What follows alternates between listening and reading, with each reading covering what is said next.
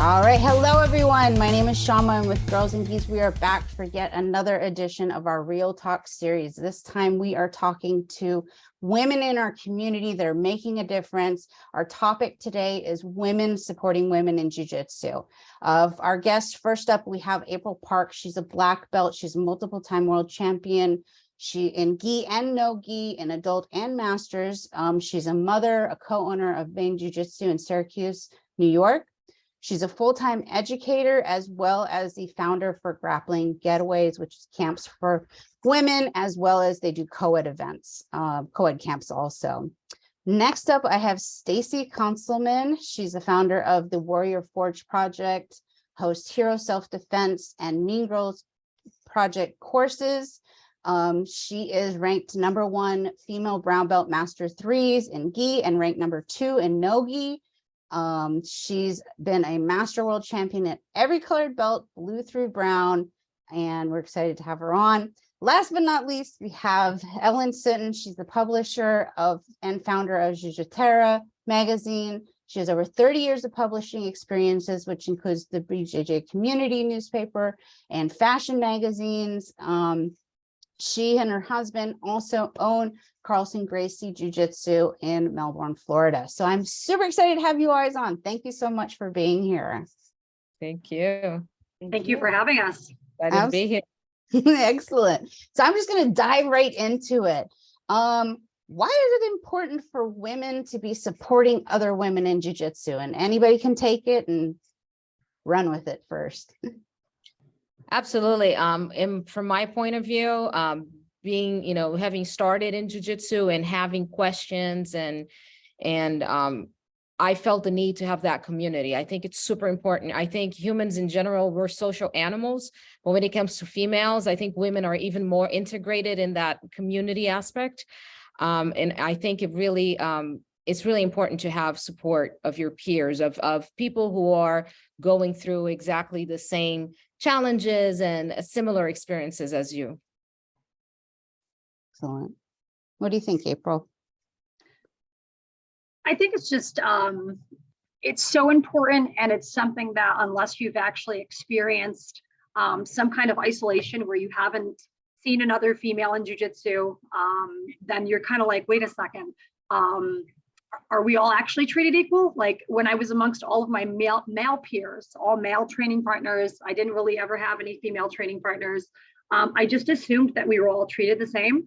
And then when I got out into like the bigger world, right? Like Syracuse is very small. New York City is big. Syracuse is not New York City. So when I say Syracuse, New York, everyone's like, oh, you must live in a big city where there's a ton of places to train. And it's just not so.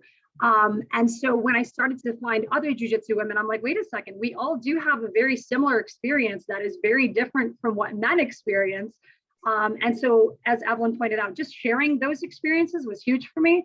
And then also understanding that in order for us to be able to obtain some kind of the same level of respect, opportunities to make money, that we really needed to connect and support each other so that we weren't isolated in our own little bubbles, not really understanding that what we did on a micro scale would affect the macro scene of jiu-jitsu. What about you, Stacey? I agree with what the other two girls said. And for me, I started in Kung Fu and Krav Maga in a small town north of where I am now. And I didn't have any women with me in my classes, but I had this like ability to pull women in from the sidelines when they'd bring their kids. I'd coach their kids, and then I'd, throw a big 200-pound guy, and the moms would be like, whoa, I want to do that. And so I kind of found that little segue of what martial arts did for me, as well as what martial arts can do for every woman, especially those women that are sitting on the sidelines that are telling me, no, I could never do that. That's not me. And then getting them to try it, and then they ended up doing it, And so once I started doing jujitsu, it was the same thing. Really just, I had such enthusiasm for women feeling empowered by doing martial arts. So that's kind of where my passion for what I do came into play. Excellent. No, I couldn't agree with you guys more on all of those.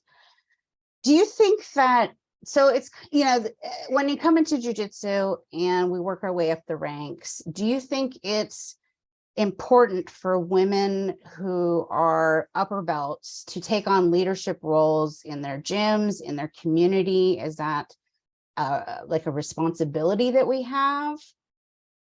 Or is it something that, I guess, where is your take on as to the importance of upper belts taking on leadership roles? I think it's super important. I think it's necessary. I think it's needed. I think we have to encourage women to do more of that. Yes, we're growing, but there aren't that many of us. We need to be inspired. Women like myself, other women. I love what Stacey just said about how she inspired these women who were on the sidelines. We need this. I need to see that you've got there so that I know that I can get there. So I think that's huge. And I think it's important. And it goes into so many different aspects, not just the inspiration, but the treatment, the fairness of treatment. When we have women in leadership, we can assure that happens. And then it goes into a whole nother conversation where we had this thing come up on our community August of last year, with the whole thing of abuse, right? Women that were victims of abuse. There will be less of that when we have women in the forefront, women in leadership. So I think it's a responsibility. Can I add off of something Stacey said earlier? I think as I was coming up through the belts, and I know there's a lot of women out there that would probably feel the same way. I was kind of selfish in my training.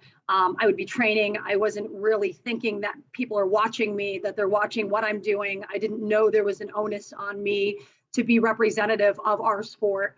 Although when I got to around purple or brown belt, I realized, well, wait a second, I'm kind of representing women in general because there aren't many of us. And then I felt that, pressure to make sure that I was representing all of us, right, to the best extent that I possibly could. And while I didn't necessarily think I was attracting other women to come to me and to start training and to share, all of a sudden I found myself surrounded by many women sharing things such as possible, situations where they were not necessarily abused, but things weren't quite right in their gym. And when women started to travel from various places to share these experiences with me, I started to realize that it is really important for women as we advance through the ranks to make sure that we stand up for others that are coming up that same ladder, to be able to advocate for them, to be able to be just an ear for them, if nothing else, just to be able to listen to them and to affirm that their feelings are valid. And then even further, eventually be able to stand up for them and advocate for changes, I think was what we're trying to do now. Yeah, I agree.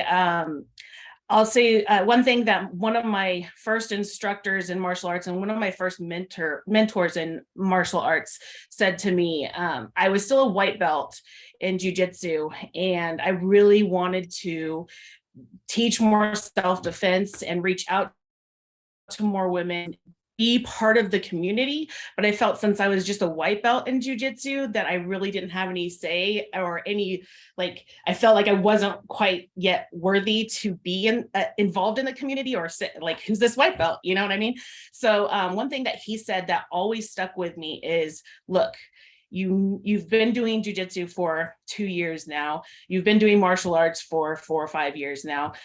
You know a lot more than that new girl that just came on the mats a month ago, and maybe she's thinking about quitting already because of being uncomfortable rolling with guys, or she's at that point where she knows just enough where her instructor is starting to tell her, hey, you should roll with this guy. So it's always really stuck with me in everything I've done, especially when I'm going to do a new business step. What is my expertise on this? Do I have expertise on this? How do I feel like I'm worthy to do that? And so just being the voice of, maybe you've only been doing jiu-jitsu for a couple years and you just got your blue belt, but a blue belt can teach a brand new woman a lot of things about community and welcome her to jiu-jitsu in a different way than the beef head across the way. Stacey, I love that you brought that up, especially at lower belts, to start owning that we have validity in our technique, in our knowledge, in our experiences. because I have found that so many higher level belts, brown belts and black belt women, they just don't feel that they're competent enough in their teaching skills or in their knowledge base. And there's so much hesitancy on like, am I worthy enough to charge this? Am I worthy enough for people to listen to me? So if women are starting that, you know, obviously early on, then they're going to be more likely as they progress through the belts to be confident enough to be able to feel that way. Absolutely. And that's kind of a standard practice at our gym. What we do is that we offer free classes for people who want to come in and try a class. So if somebody is coming in to try a class tonight, what we do is that we encourage someone that's been here for a few months, a year, a little while, even if they are a white belt, to go ahead and pair up with that person, because that person is brand new. And it creates kind of it creates a safe environment for that person who's starting off. They end up making a new friend, someone that they met, and it empowers that person, the student that's already been training, because like both of you mentioned, you realize that you know more than you think you know. You actually know something. You can actually share something, even if it is just, what do I do with my hair and how do I tie this belt? You know, what is side control? Like basic things that they can absolutely teach. And at the end of the night, everybody is happy and everybody's better for it. Yeah, no, for sure. Absolutely. You guys kind of touched on it a little bit on, you know, starting off your journey, you know, as a competitor, you're kind of a little bit more consumed in yourself. And then what I'm curious, because I followed that same path, that competing was my life. And then for me, it was an injury that redirected me and kind of led me down this path that I'm going now. I'm curious to hear how you guys led down the path that you got now in the positions that you are and the responsibilities that you've taken on in the community. Well, for myself, I'm not a competitor. You know, I got into jiu-jitsu later in life. And for me, it really started off, and it's funny because I was thinking about this because I've shared this story more than once. It started off as a selfish pursuit. And I'll explain, like, what I was thinking about is that I've heard the same narrative from other women in jiu-jitsu where they created something so great that ended up being something really cool for the community, but it started off as kind of a selfish pursuit. And that was the same case for me because I started down this path, you know, my husband is a black belt now, and I was intimidated, you know, and I wanted to learn, and I wanted to learn all these things fast. I came into jiu-jitsu in my 40s. I've accomplished a bunch of things in my life, and jiu-jitsu is hard. You know, I'm coming in from yoga, being a yoga teacher all these years, and it was a contrast, but I'm the type of person that loves a challenge and loves difficult things. So I really wanted to tackle this, and I wanted to be really good at it, but I had all these questions, many of them related to the female universe, to the, you know, a woman being a woman in jiu-jitsu. My husband couldn't answer those questions. As much as he tried, he doesn't share that experience. So I started looking for resources and groups and trying to reach out, and I found Girls and Gis, and I found, you know, some other organizations, but I noticed there was a deficit in our community as far as a publication or some kind of a voice of the community that, you know, for lack of other word. And so I just felt this urge and this passion again, because I was so curious to find answers to my questions, but also get to know the women, who you are, you know, the women behind the gi. Who are these people? Like, I wanted to find out their life stories, and not just what brought them to jiu-jitsu, but what kept them in jiu-jitsu. No, that's amazing. And you're doing a fantastic job with it. I mean, I agree. Thank you so much. I have to thank our community, because it was definitely something that, you know, I started it, and I showed to a couple of girls here at our gym to see what they thought about it. And they got all excited, and they're like, oh, can we write for it? Can we contribute? Oh, absolutely. Of course, I want you to. And that's not my magazine, it's our magazine. And as soon as I put the first issue out there, the response was overwhelming. Everybody was just really, really welcoming, and everybody was really happy and excited. And it is what it is nowadays, and continues to grow because, you know, so many people contribute to it. So I'm really grateful for that. Absolutely. I remember seeing it for the first time and going, wow, this is going places. Like, this is somebody who really knows what they're doing. For one, it's really high quality and this is going to go somewhere. And it definitely was something that was lacking in the community that you did. You absolutely filled that hole. What about you, April? I'm curious as to how you came down this path. I remember exactly. I was a purple belt, and I remember that there were men at the gym. I had just won world championships, and they were like, "Hey, do you think you could teach like a competition class?" And I was like, "Oh, I don't know. I can ask," because I had never been asked to teach before. So I went to my coach at the time and I said, "There's some guys that are interested in me teaching a competition class. What do you think?" And he was like, I think you should start off with like a girl class, or I think you should start off with like a kids class. I was like, oh, well, okay. And I was like, yeah, maybe one day I'll have my own school, or maybe I'll do seminars or something. And I remember him just being really negative and saying like, girls will never make money in this sport. And I heard that and I was like, yeah. And I kind of didn't believe it. And my goal wasn't to make money because I had a full-time job. I just wanted to teach. I just wanted to have fun. I wanted to have my own program and, my own athletes and all these kinds of things. And then I did start teaching a kids class. And what really motivated me was looking at the little girls in the class and them saying, I want to teach when I'm older. And then I realized not everyone's going to be in the same position as I am, where I have a main source of income. These little girls may want to have this be their main source of income. And so I'm like, wow, we have to do better. We've got to do better for all the little girls that are coming up in this sport. If there's men making money in this, then women can make money in this. And obviously, we're probably going to discuss equal pay for competition and creating more weight classes for girls so that they can have more opportunities. But I remember that's exactly what did it for me. And I said, I got to do better. I got to stand up and advocate for these young girls coming up. Oh, that's amazing. That's really cool. And you touched on a point too. It's like, it's always been like, oh, well, women can teach other women and women can teach kids, and that's like the cage that we've been kind of put in. Like that's our skill set, is we're only allowed to teach, we're only capable of teaching that demographic. And you want to know why? I've heard the arguments that, well, when men are purple and brown belts, they're also only asked to teach the kids class. And like, I get that argument too, but I do feel like we're more pigeonholed, just being honest, we're definitely more pigeonholed for sure. to that category. For sure. I do. And unfortunately, that perception is still out there because, I've approached, I've had ideas to host events and to bring professoras, to bring female black belts to teach. And the resistance sometimes that I get from venues or gyms or whatever it is that, oh, but is it for women? Because, men are not really going to go. And it infuriates me, it's a lie, but it is a perception and we need to break.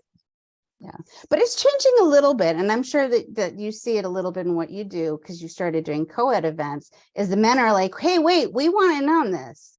Some men are like, we want to learn from these women. Yes. So there's a shift. And what's really cool is with female instructors out there now, I mean, there's so many like head female instructors.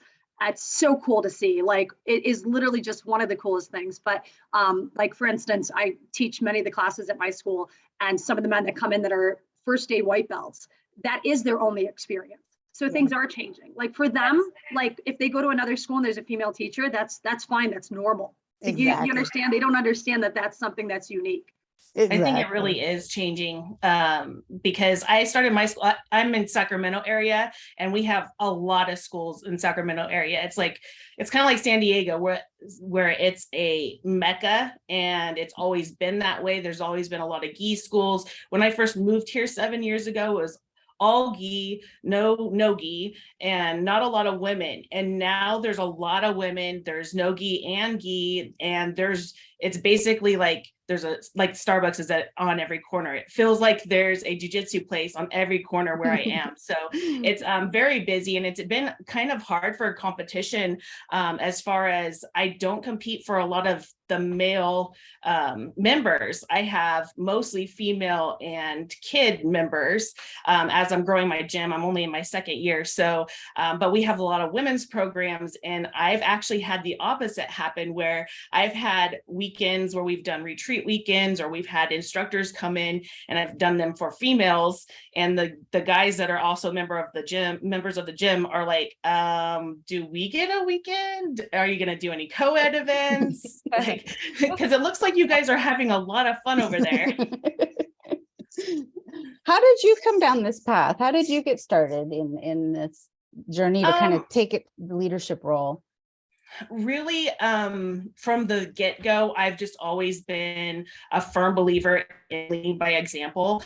I'm a mother, and I have 3 kids of my own, and I have a couple step kids too. So I've just always been that type of parent where I lead by example. So I started competing because I felt like if I was going to teach women and teach them self-defense, I needed to not only learn martial arts, but also put myself in a position where I was competing at the highest level. And obviously nowadays we don't go in the back alley or start a bar fight. If we want to prove our skills, we have to go compete, and it's the safest way to do that. So I just started competing as a 3-month white belt and never stopped, and figured I needed to build my resume and get as many wins as possible so that I could have that credit when it came to, a guy questioning me about something. That's excellent. No, and you're doing fantastic. All of you guys are doing a fantastic job. I need to go to one of your camps, April. I've actually only attended as a participant 1 camp in my lifetime, which is sad. So I'm overdue. You're welcome. Everybody's welcome. Awesome. So you kind of touched on it a little bit. I'm curious to see, we've seen some progress. We talked about the little changes that we're seeing in the gym culture. What are some of the changes that you've seen happen in jiu-jitsu that you're really happy that has happened? And what would you like to see happen? And that could be anything in competition, equal pay, equal opportunities. Whoever wants to go first, go for it.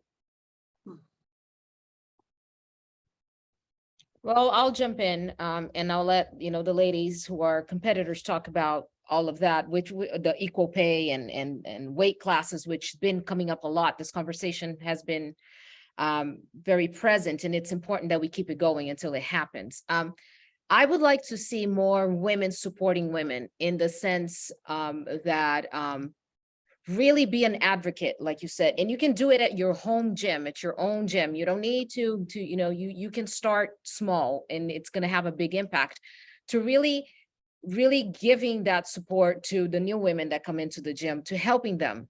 If they have silly questions, everybody has silly questions. Remember that you were a white belt. You had your first day once too, and one time you did not know that you needed to really cut your nails and they had to be super trimmed. You didn't know that maybe you shouldn't be wearing red bright lipstick. Just be nice, be sweet, be nice, because I've seen some stuff, especially when I started, that surprised me, because I was expecting more of a sisterhood and I didn't really see that. And I think we need to bring that.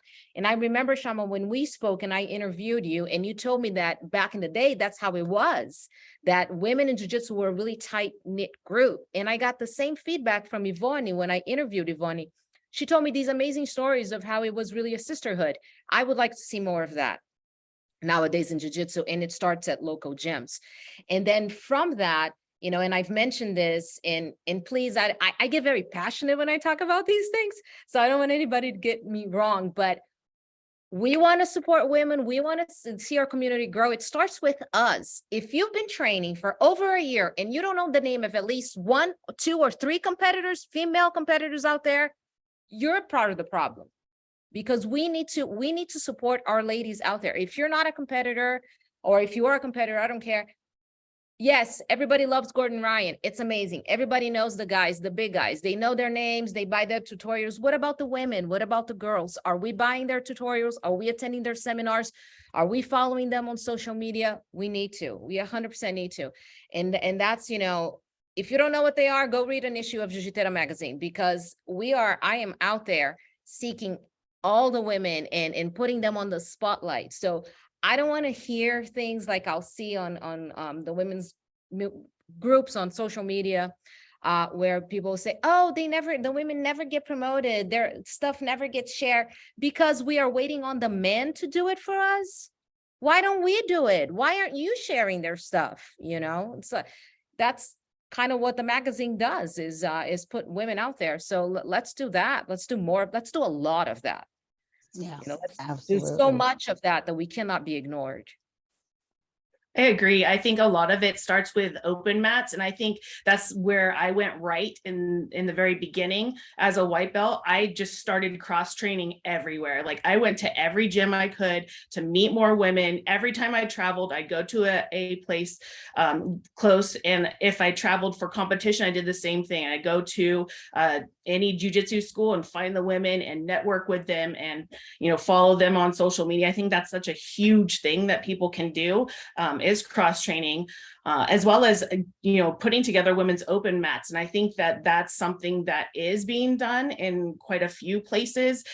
I know we have one in Northern California. We have the Sisterhood of the Traveling Gi. I hope I said that right, people. But we have those little community groups that are coming up that do women's open mats and travel to do those. So I think that's a great way to meet other women and just keep doing those things. Is definitely one of the things that we need to do. I agree. I think just in general, supporting any way that you can, and Evelyn really touched on this, there's like micro and macro ways, right? Like we as a community can do a lot together. And there's a time and a place where we need to stand our ground and collectively advocate for things like equal pay, like adding weight classes. But if you think of things in big terms of like, how can we do this, right? Like that seems overwhelming to many girls. And I think you need to break it down exactly like Evelyn was mentioning, like what can you do? You can choose to purchase something from a female e-company. You can choose to purchase a subscription from Jiu Jitsu magazine. You can choose to create a fundraiser that benefits Vera House or a women's organization. Like you can do a lot. And yes, it might take a little research, but as we already mentioned as well, if you're sharing female-oriented things or female companies, brands, then people are going to see it and it will take some of that work out of it for people so they can be more supportive and active. Absolutely. As far as change go, you guys have been, Stacey and April, you guys have been competitors for a while now. What, as a whole, and not just on the competition aspect, but what are some changes that you've seen that you're like, yes, we're getting there? And what are some changes that you're like, hey, we're like Evelyn kind of said, like, we're not there yet. We still need to put in the work. I mean, I think one of the biggest breakthroughs for us was when IBJJF added all the master's classes. I think it was probably the biggest breakthrough that we've seen as a community. The next biggest breakthrough needs to be adding weight classes to ADCC. I firmly believe that. I think it's just really sad, to be honest, for the various weight classes that could be in existence. So many girls have a chance to actually win that title, but they're all clumped into the two weight classes. It just isn't fair. You know, I hate to talk about what's fair and what's not, but it's just not. So I really would love to see that change. I think that we get more attention. I do know that people love women's jiu-jitsu, men love women's jiu-jitsu. So I love seeing great highlights. I think that there's amazing female advocates right now who are really representing our sport well. I love Fionn Davies. I love Brianna St. Marie. I think they just do an exceptional job at just being great human beings. And that is who we are as a community. Like we stand firmly behind them. And I love that we get representation through women like them. For sure. I agree. I think that really putting those women that are making a name for themselves out there in the forefront and then fighting for them to have that equal opportunity to compete in ADCC in a more fair way. I think that's something huge that we can advocate for in the near future, as well as maybe adding a weight class in IBJJF. I do see a lot of chatter on the women's network groups on Facebook and other social media talking about, I don't want to compete at 175 because I could be fighting a girl that's 300 pounds, and that's fair. I have competed everywhere from middle to super heavy.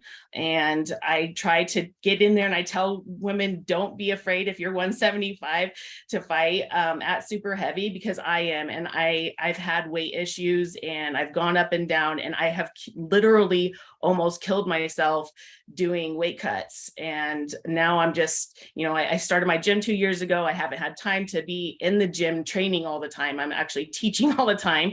So I'm just like, whatever, my weight's what it is. I don't want to even weigh in. So I'm just going to go to super heavy. But I think that that would help a lot of women in the same predicament as me, or maybe don't want a weight cut, but really want to do fair competition. So I think that another weight class does need to be added in IBJJF as well. Yeah, no, for sure. I What also about, want to add, sorry, one go more ahead. thing that I think that is amazing is women on the women's networks on social media, how they come together to find matches for people that are like, I'm Masters 5, I'm this weight class, and everyone's like linking people's names, trying to get them out there to compete. I think that's amazing, and it just shows how much support we really have. And when we work together, we can just accomplish obviously so much more. Yeah, no, it takes a village, right? It takes all of us. It takes all of our voices. It takes all of us pushing forward to change. I want to kind I of just want to circle. say something real Yeah, quick, go ahead, just please. for all the listeners out there.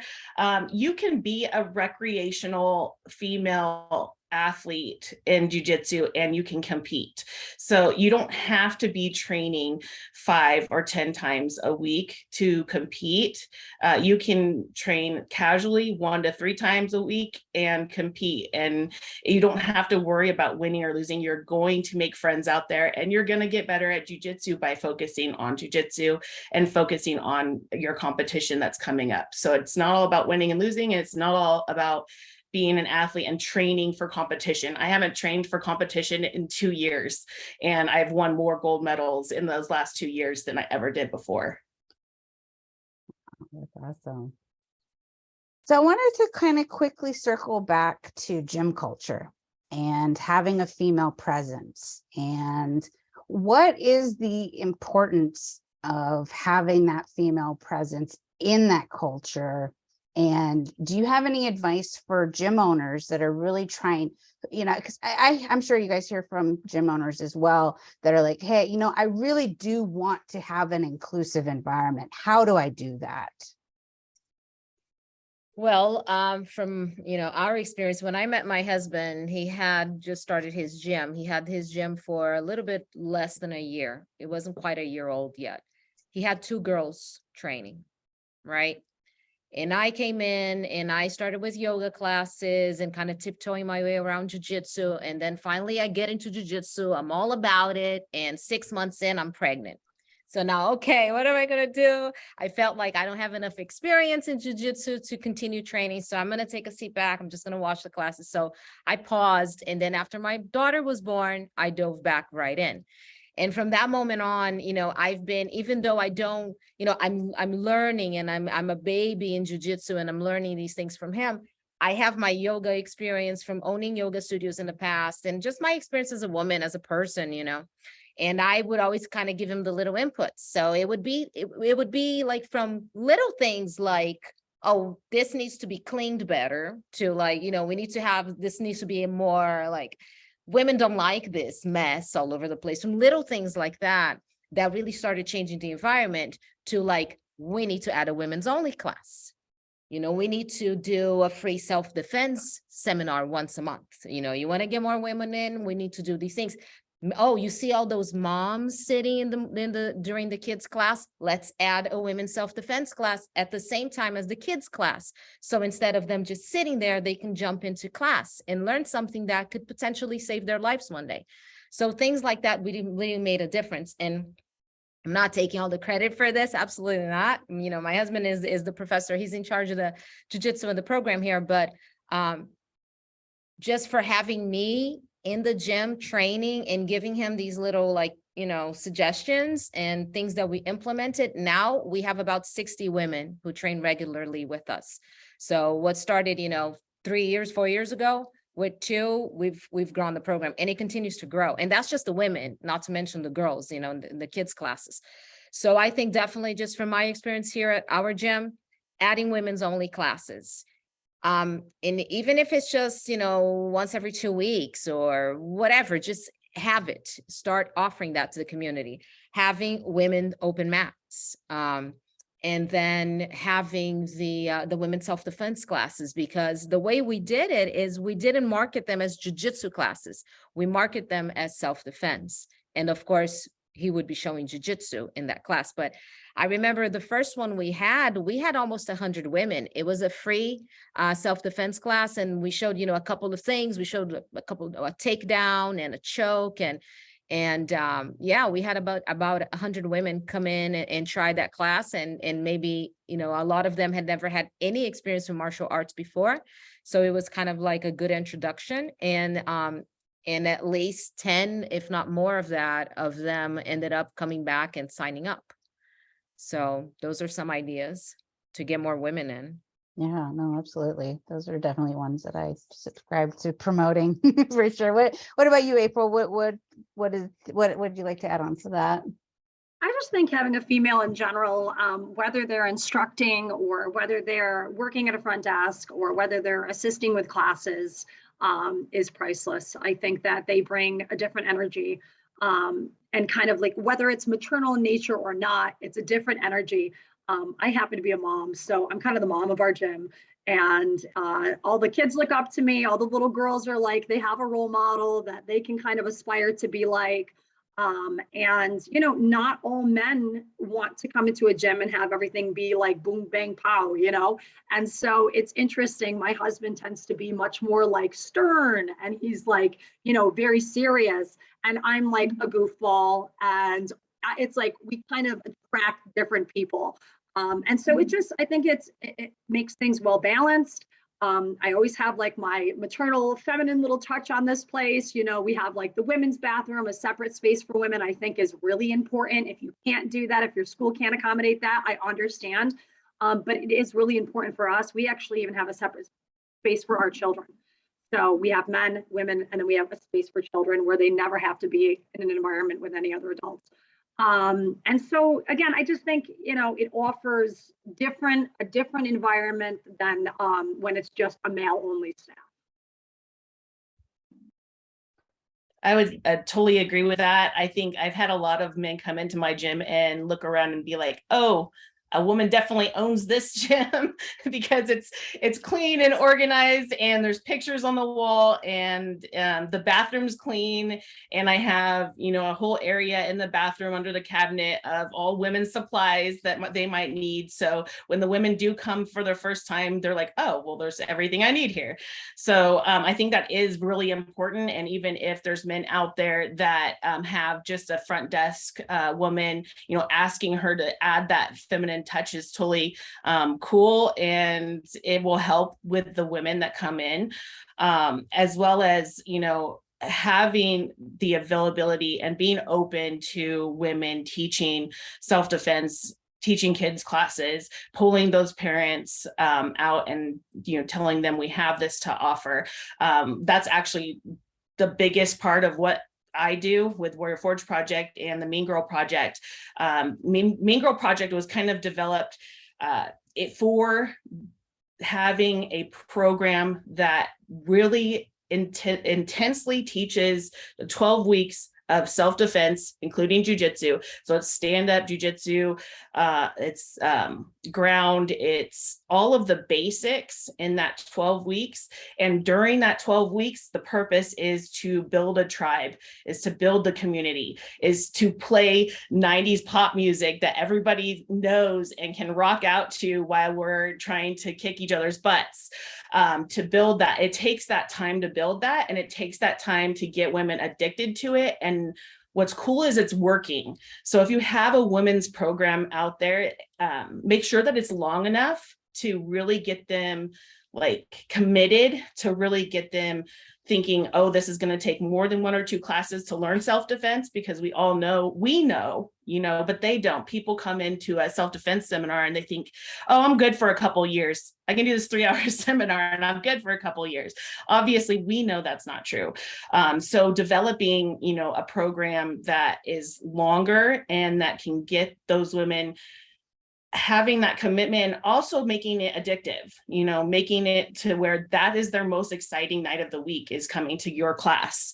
And that's what's making our program work. And by the way, we can, just a little piece in there, we do train instructors to do this. So we actually allow people to learn our program and teach it at their gym, as long as you're a blue belt or above. Nice.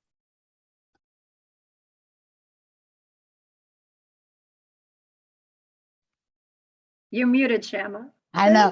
I'm sorry. We kind of tackled it a little bit. What are some of the benefits that having a women's presence have on the entire community as a whole? We've seen a lot of incidents, of sexual misconduct in gyms. We've seen a lot of, child abuse in gyms. We've seen a lot of these cases popping up. How do you think by having an increased women's presence can benefit or shape our culture as a whole in the jiu-jitsu community? I have a feeling Evelyn's going to be able to run with this one, but I just want to state one thing that I think is super important that it's kind of been brought to my attention over the past 2 years. Just because there is a woman involved, whether she works at the front desk or whether she's teaching classes, does not necessarily mean that it's a safe space, right? They could also be a part of the problem, right? So I just want to make sure I put that out there, because we can't make that assumption. Sometimes I've had many girls come to me and say, well, I told the head female instructor, and then I asked them to please not say anything because I didn't know what to do. And then they went and told everyone, and I was outcast, and now I'm no longer allowed in that community. And you get what I'm saying. So I just want to make sure that that's very clear. I don't think it's very common, but I think it just doesn't mean 100% of the time there's a woman that's a safe space. Yeah, that's a good point. Yeah, I agree. Absolutely. But to Shama's point, definitely, I think having more women brings better balance. It does bring, I think there's a less probability that these things will happen when you have more women, but particularly women in leadership. I feel like particularly when you having a girl at the front desk, I think it's a great start. It's better than not having any females at the gym. However, is having the women on the mats, training women who know, oh, well, that doesn't look like jujitsu, like women that can tell if there's something strange happening because they understand the culture and they understand the sport. And of course, as far as inspiration, when I interviewed Claire North, she said something that's great. She said this over and over again. And it's true. Like, if you can't see it, you can't be it. And it's true. And that's why it's important, for the little girls, for the homemakers, for the women who are coming into jiu-jitsu, maybe from, something traumatic, or they don't have the confidence they need yet, and they need to build that confidence. So being able to see women out there training, it makes a huge difference. And it's going to benefit the whole community. We're going to be able to have stronger kids, better prepared, to take on the world, to face the world. Women women and men who are learning the necessary skills that they need to be better human beings, to be able to protect themselves. So it's jiu-jitsu is a family. You can't have family without the women, right? You can't just have a family and just guys. Like it doesn't function the same. It lacks that female touch when you don't have that. So I think it's absolutely, it's super important. And we are seeing the benefits already. I feel like we're seeing the benefits already. If you look, maybe 10 years ago, and you look what's happening now, where you see these young girls, young ladies like Fionn Davies, Nathalie Ribeiro, you see these women who started at a young age and are now, coming into their 20s, their 30s, and they're champions, and look how much they were able to accomplish. And yes, the credit is theirs, but they did it because somewhere along the line, there was somebody there, there was a community, there was maybe another female, there was a support system that helped them really be able to get to where they're at. So I'm very excited about the future, and I can't wait to see what the future is going to bring for, little girls like my 3-year-old, as we continue on this path and really open up the way and lay down this stronger foundation for women in jiu-jitsu. I agree. And I think some of the work that we're doing here is going to kind of cross boundaries to other sports where women are finding themselves more and more prevalent, in particular wrestling, with Title IX passing so many, their changes regarding wrestling programs in Division I and II schools. They have to now have matching female wrestling programs. And so there's going to be a lot of young women going into wrestling programs, and they're going into programs that have historically all been men, all been male coaches. There are very few female wrestling coaches out there. And both of our sports, with wrestling being so huge in ADCC, our sports being so closely married, so to speak, it's going to be really important, I think, for us to kind of figure out some things. And those things will cross over to the wrestling community, I believe. I mean, I think you're already seeing that, for sure. But go ahead, Stacey, sorry. I think it's super important to set the precedence right away. I've been to both, I've experienced gyms that had a lot of sexism. And when I opened my gym, it was an agreement between me and my other instructors that this is how we're going to lay it out. If you see any of these things, it's going to be a dead stop right there. I don't care what belt level they are. I don't care what they're going through right now. So really setting the boundaries and the precedents right up front. And if you have a gym that's been around for a long time, it's okay to call your instructors around and say, okay, we're going to do things a little bit better now. And this is what we're looking for. If we see any of these flags, then we're going to call it out. And if we don't call it out, then we're not going to be an instructor here anymore. So just making that, very prevalent and out there. And for me and my gym, we talk about everything, and there's no secrets. If a student has an issue or a complaint, we talk about it. If it's personal, between us and the student, if it's something that needs to be handled as far as the gym goes, we talk about it as all of the instructors, and we handle it right away. There's no time period there that we're waiting just because there's some drama in the school. And sometimes little drama can turn into big drama. So if there's any little drama, we hash it out right away.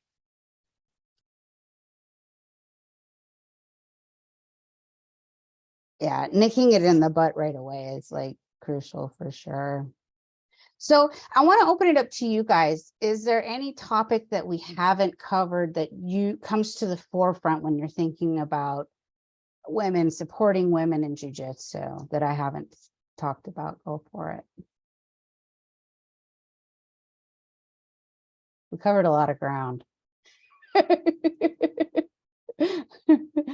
We really did. I think overall, just being supportive and being nice, and maybe I have seen some drama in some of the groups, and just thinking before you speak. And if you're offended by something somebody says, maybe just having a private conversation with them, because we don't want it to be a negative space for anyone. And if it becomes that with somebody new, they might leave and never come back. So really being careful of the cattiness and calling that out too if we see it.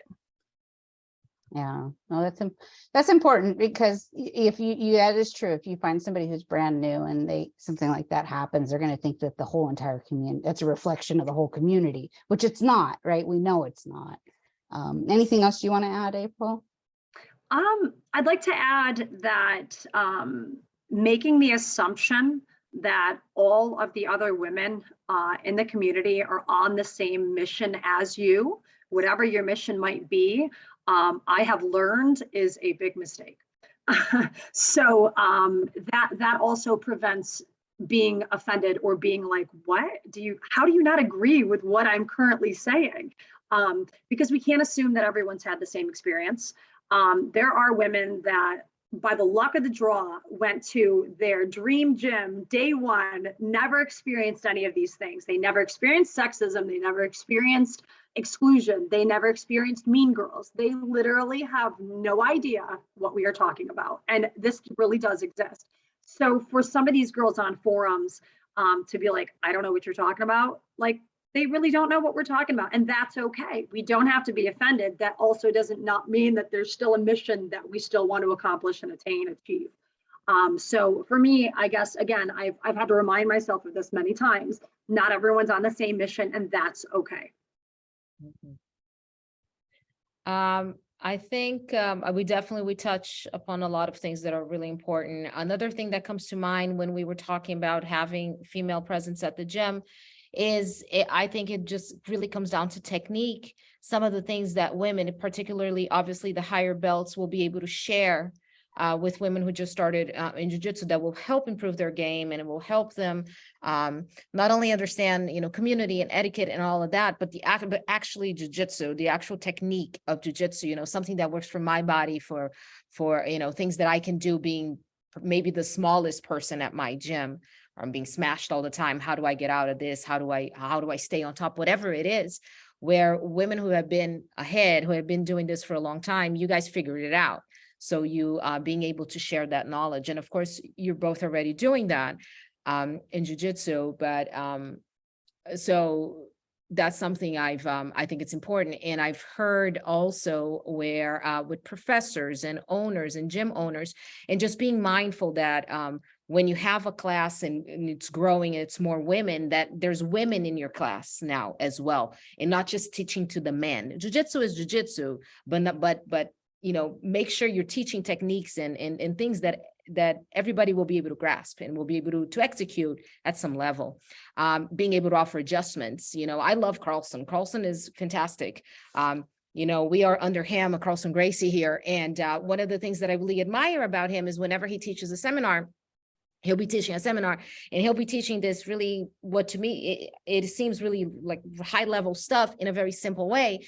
And I remember just having this experience at one of his seminars that when I was drilling with a guy who was much, much bigger and heavier than me. And I was trying to do this sweep the way that Carlson showed, and I couldn't do it. And I was getting frustrated. And Carlson came over and he changed one thing in the way of, he didn't show this to everybody. He showed it to me, to my body and my size. And I did it like that. And I was like, that's amazing. That's a black belt. That's a master of jiu-jitsu who can do that. So just being mindful as instructors, as professors, particularly the men. And I sympathize and I love and promote the men who are out there supporting women and opening doors for us and helping us, promoters with events, professors and all of that. And just continue doing that. We absolutely need that. What else? Oh, one more thing. And then talking about the social media. Yes, I agree. My very first experience with the social media groups, particularly on Facebook, was not positive. I saw a lot of women just being kind of mean and just not being very welcoming in there. And more recently, where there was with all this conversation, just like you mentioned, April, about just the fact that you have a woman at the gym doesn't necessarily mean it's a safe space. Just because a gym is full of men and doesn't have a woman in there doesn't mean it's toxic masculinity, because this seems to be, I'm not saying it doesn't happen, absolutely happens. I come from Brazil, I'm Brazilian. I know the Brazilian culture, the machismo, I know how it is. I grew up with that, So there are still some gyms, old school, that unfortunately are like that, but times are changing and we're here to change things. So just don't make assumptions. Like I saw this whole conversation right after ADCC where somebody asked a question on Facebook where why we haven't seen any high level women coming out of these gyms, and they named certain gyms. And I was distraught by the amount of women that so quickly jumped on, oh, it's because these places are riddled with toxic masculinity and women aren't welcome there. And these women have never even been to those gyms. So let's be careful to just point fingers and start accusing everybody. I don't want us to be, we're not victims. Let's not place ourselves in this victim mentality that the men in jiu-jitsu are out there to get us, because that's not the case. I don't believe that's the case. I agree. I would like to say, I think a majority, if I could give like a percentage, it would be like 99% of the men that I have come across in jiu-jitsu are so kind to me, so supportive, so caring, and that it's really the exception to come across someone and almost shocking when they treat me a specific way. I'm like, what? Like, what planet are you from? Like, this is really bizarre. Is this happening? So I agree, Evelyn. I know that there are a lot of gyms out there, as you say, that have all men that have been like the most welcoming. So kudos to those guys. Keep it up. Keep welcoming us. Yeah, for sure. Awesome. Well, I want to close out with this last question. I wish I could have had on every single woman in the leadership role in the jiu-jitsu community. I'm a firm believer, I have not gotten to where I have without making tons of mistakes and learning from them and growing and taking lots of feedback. And I would love to get your take on how we as women in these leadership roles can work together to really push forward the change that we all want to see, and how can we kind of do better as a group together to connect, because I don't think there's enough opportunities for all of us to come together and really get to know each other and say like, hey, you know what? You're awesome. I love what you're doing. Keep doing it. I know it's hard. I know it's somewhat of a thankless job, but you're doing freaking awesome. What do you guys think? I think there definitely needs to be something of maybe a forum for women in leadership, because I think just like the four of us talking today, we probably none of us really know each other that well, but it's awesome to network and build ideas off of each other, because that's the last thing I was going to say is, the women out there can ask for mentors. And I think the biggest thing in my journey has been finding those mentors, those black belts that can help me in my journey, that are healthy mentors. And I just love having that. So having a panel of leadership, women in leadership, and that can play that mentor role for people just starting their journey would be awesome. That's a great idea. I know Stacey had touched on it earlier, but I think networking is just so important. And again, if you can control cross-training or showing up at a Girls in Gis event or showing up at a grappling camp, going to those tournaments, making those connections are going to be invaluable for people to have the motivation to go further to support the community and growth and change. If you're not really connected, then you don't have that passion or that willpower to really stand up and advocate for others, right? You have to really be kind of involved in the cause, so to speak. And again, that could mean many things. It doesn't mean that you have to be right there on the battlefront, but you could be doing your role, whatever that might be, however small it might be. But being connected is going to be an important part of that, I think. Yeah, I agree. And having these conversations, keeping the dialogue open. Maybe you're super blessed and you're at an amazing gym and you have this incredible experience, but just know that there's some other girls out there who are not. Maybe they're struggling, they're having a hard time. So when those conversations come up, participate, support it, be part of the conversation. We want you to get involved. Even if it is just sharing something on Instagram or Facebook, I think that goes a long way.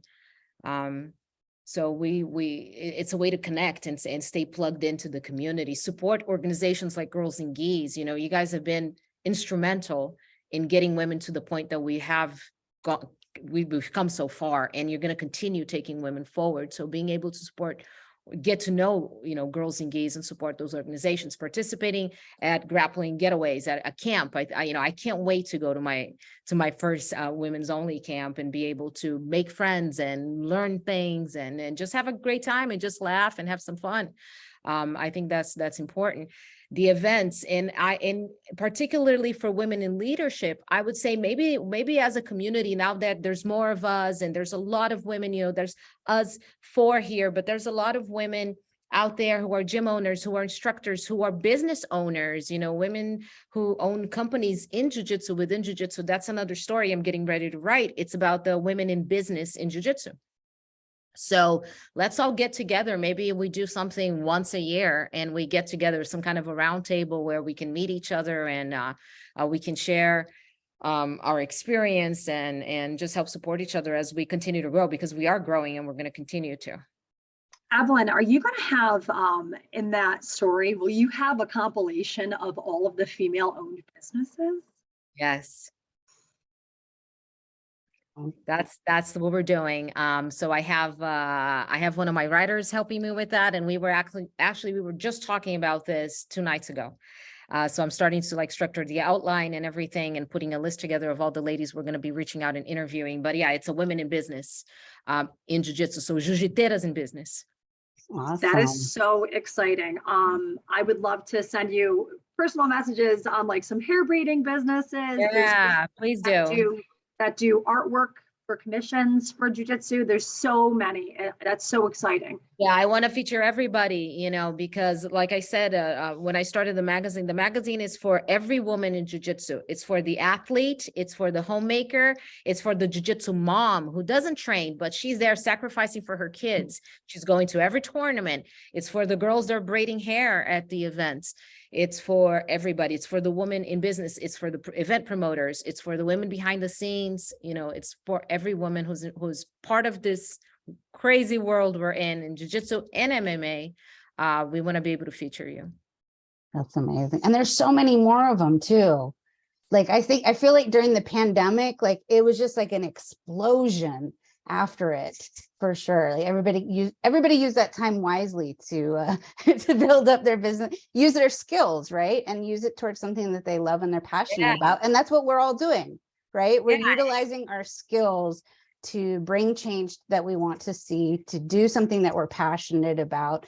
And I think that's the most beautiful and important thing about what we're all doing. And thank you so much, you guys, for being a part of this discussion. Like I said, I want to do this more. It's lonely. You know, I've been doing this for 13 years and I'm like, the trials and tribulations, having people to talk about the issues that we face, you know, is so important. And so I really appreciate you all. I wish I could have had everybody on this discussion, but it would have been like 3 hours, 4 hours long, I'm sure. But thank you so much for being a part of this. Thank you for having us. Absolutely. Thank you. It was a pleasure. Thank you. Thank you so much.